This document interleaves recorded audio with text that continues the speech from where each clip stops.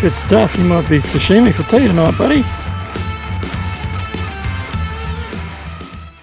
Hey guys, so you've seen a whole lot of footage now of fish getting caught on that little lure there. There we go. We're finally ready to release the Glowbite Gangsta.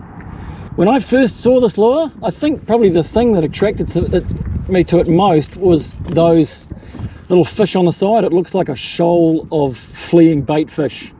Different concept though, rather than just having one fish swimming along, now we've got 4 of them on each side. So that's where the Gangsta name came from. You've got a whole gang of little fish swimming along. But then the other thing that attracted me to it was that really loud rattle. So I don't know how well you can hear that. It's got a real sonic rattle going on in there. So when that thing's swimming through the water, you've got sound and vibration going on as well. And it seems to me that that really attracts the fish. Let's have a look at a few of the features on there. In fact, there you go. There's all 3 colours. We've got this, what we're calling the gold lure, and the colour of the back of that is really close to the colour of the back of an anchovy. That's been working really well out here in the shallow salt water when we've had anchovy workups in the autumn, catching lots of snapper and also trevally on that lure there. This one with the more traditional blue colours is going to imitate your baby pilchards and a whole lot of other bait fish as well. And then this pink one has been dynamite out here in the half light. It's also been the lure that has accounted for a lot of salmon down in the Tekapo canals. So there you go, there's the range of the Glowbite Gangsta lures. Let's take one out of the packet and have a look. You'll see that your lures come with a single inline hook and also the trebles. When I first started playing with this lure, it just had trebles fitted. Really good at hooking up on fish, but very hard to get that treble hook out. When one of them stuck in, often you'll end up sticking the other hook point in as you're trying to get one free. So it's not so good for the fish. So that's why we've given you the option. If you're in a place where perhaps the hookups are a little bit harder, or you're chasing trout up in the freshwater, you might want to go for the treble hooks. Personally, out here in the saltwater, I don't think there's been any lack of hookups using that single inline. In fact, I was fishing with the trebles initially when I was playing around with prototypes, and I found that the fish were often hooking on that back hook. So I thought, let's swap it out for a single inline. Didn't seem to make any difference to the hookup rate. The fish tend to be grabbing it from behind. Did our best to reduce that single-use plastic on this lure. In fact, one of my ex-students designed that little plastic cover for me, so I was pretty stoked with that. A little bit of plastic because you've got to keep the kids from getting hooked on the hooks in the shop. For those of you that are subscribers to the Fishing Innovators subscription box, you'll see that you've got a little pair of scissors. These ones I've been using for a while because I've been testing them. A little pair of braid scissors there with a split ring opener in them. And so we wanted to put them into the box this time because it seems to be really hard to find a tool that you can use to open these fine little split rings. You'll see that we've got a piece of crystal flash on the hooks as well.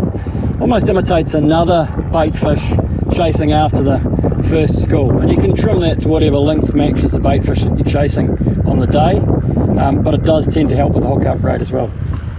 Okay, so this lure has a obviously it dives, it's got that bib on it, and it swims down to between 3 and 6 meters just depending on your retrieval speed. So as it dives down, you'll see it rattling really well, so that it's stopping a lot of water with that bib on it. So as it's diving down, it's rattling as that water's moving past the bib, which is obviously giving it that sonic attraction for the fish as well. When you tie this lure onto your line, you're best to use what we call a lefty's loop knot or a Rapala knot. That's one of those knots which creates an open loop here, right by the lure, so that it maximizes the amount of movement of the lure. The alternative, of course, is to use a clip, and that's what I'm going to do today, just because it's a little bit simpler. This is one of the Glowbite stealth clips. Let's hold it up so you can see it with the camera.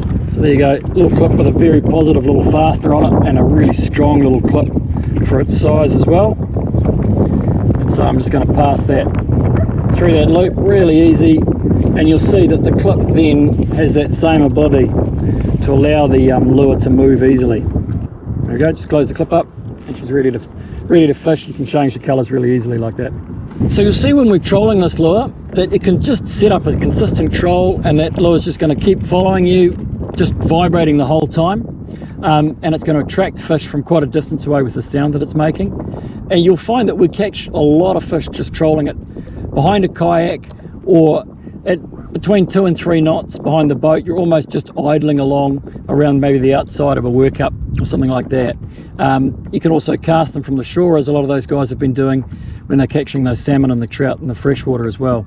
The other thing you can do when you cast it is you can wind quite quickly initially to get the lure down, and then you can slow the retrieve right down.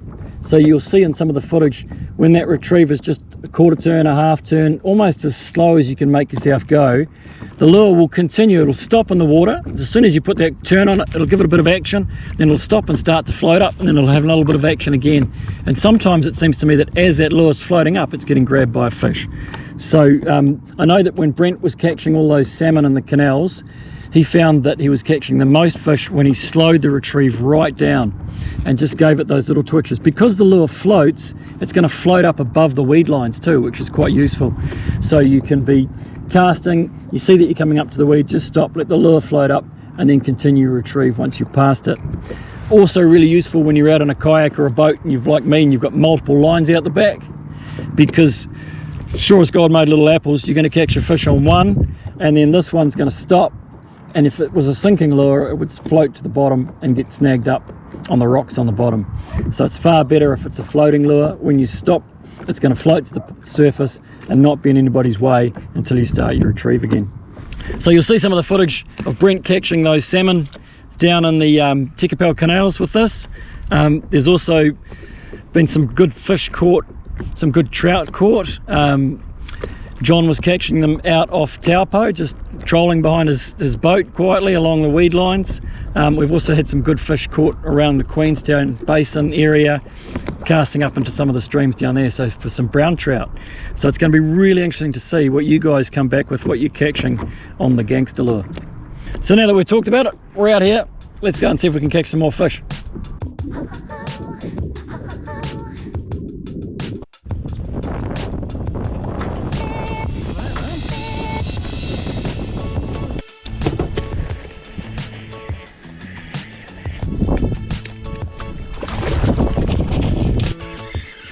Well, that was pretty funny. This fish took that lure when I stopped paddling, and I'd stopped for a while, so it basically floated all the way to the surface, and still a snapper came up and grabbed it off the surface.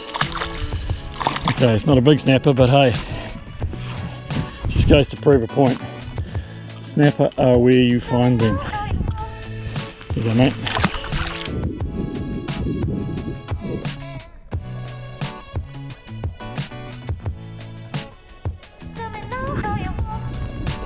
Pulling that lure along behind the kayak slowly, giving it pulses from time to time. I think it's probably the rattle that's making quite a big difference as well, just the sonic vibrations going out, attracting the fish, because I'm getting taps, quite frequent taps, over a reasonable amount of time, and then the fish hooks up. So it's like they're coming in and following it, trying to check out what it is, and then they commit and grab it. There we go. There we go. Come on. That's it. That's what we're after. There we are, another nice healthy snapper. And I swear he has been following that lure and tapping it, annoying it for the last couple of minutes. The colour of the lure doesn't actually matter that much. I think maybe the silver sides, definitely, and the light colour underneath, because most of these snapper are looking at it from underneath anyway. But I've caught fish this morning on our pink Gangster, on the gold one, and on the blue one. No problem at all. What do we got here? Another feisty little snapper. There we go. Off you go, mate.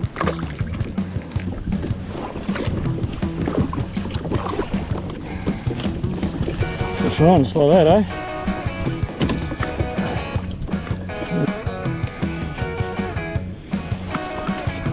Carway, thanks for a change. Carway. It's a nice live bait.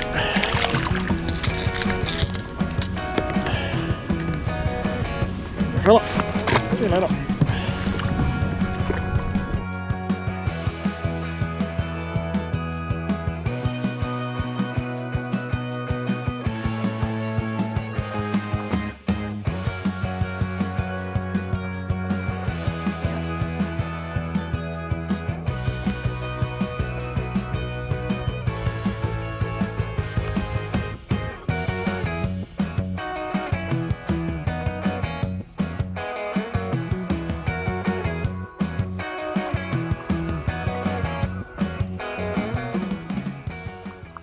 So hopefully I've convinced you that you should try and use the single inline hook wherever you can.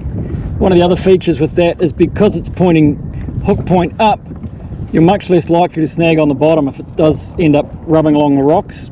So that's another point in favour of using the single inline rather than having the trebles down under here. One other thing I should say, when I was first playing around with the prototypes of this lure, I was thinking people are going to catch kingfish on this for sure. Is this lure going to be up to it? Okay, so I thought it'd be a good idea to give one of these lures the acid test. So this is the one that we were out testing this morning, and I've tried lots of prototypes, but now we've finally got the actual production run delivered. So let's take that lure off there, and I'm going to hook it up on one of these Glowbite stealth clips, and then behind me I've got a bucket with 10 litres of water in it. So that weighs 10 kilos. So let's see if we can deadlift 10 kilos with this tiny little lure, and with the hook as well. So those hooks are from Origin Hooks. It's a company that I've dealt with for about 3 years. I've been very impressed with the quality of their hooks. But let's see how it stands up to an acid test. 10 kilos, here we go. Not bad for a little lure, eh? Holding that, no problem at all. So now I'm going to get the hose out and make it 20 kilos. See if we can lift that. When I was playing around with prototypes, it was actually the split ring that gave up first. So I got the guys to beef the split ring up quite a bit. So let's see whether we've achieved what we were after. Come on, little lure, don't let me down. There we go. Look at that, eh? Not bad.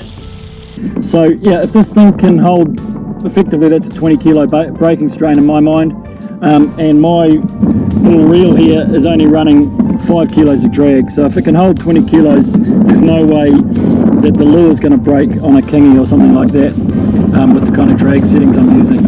So I was pretty happy with that, and hopefully that's going to be your experience too.